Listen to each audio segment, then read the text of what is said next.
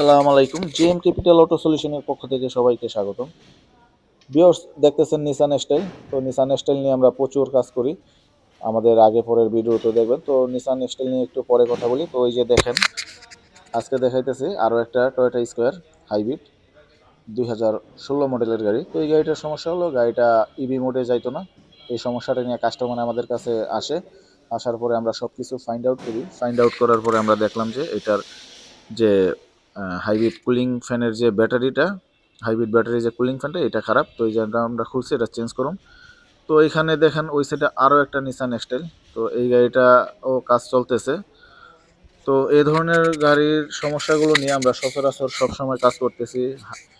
Nissan এক্সটাইলের gear নিয়ে প্রচুর সমস্যা হয়, কমন এগুলা। তো এই সমস্যাগুলো নিয়ে আমরা কাজ করি। এই যে দেখেন, এটা গিয়ার বক্স অলরেডি পানি ঢুকে গেছে। তো এটা আমরা রিপেয়ার করতেছি।